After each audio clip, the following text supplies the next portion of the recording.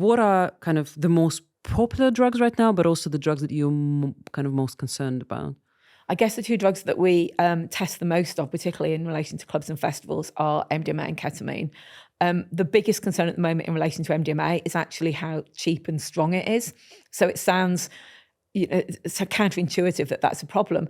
But one pill costs about £5. On average, it has £5. On average, it has about 2 doses in it. Yeah. So one dose of MDMA for an average adult is less than half a lager in the UK. It's very, very cheap, very, very strong.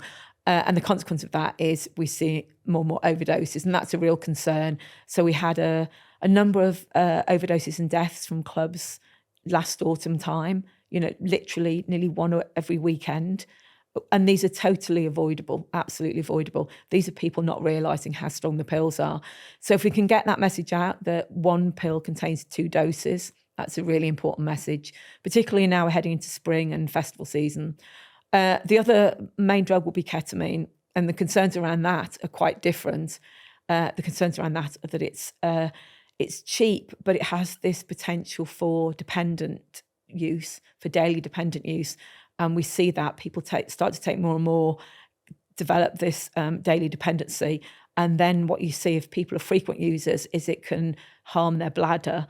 And we see this situation of people getting urinary tract problems, blood in the urine, and then potentially ulcerated bladders.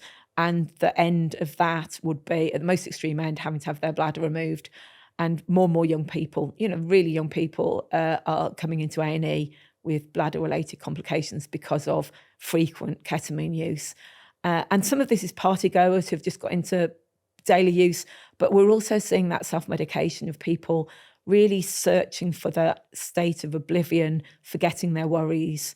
And it's almost taken the place of cannabis in relation to that.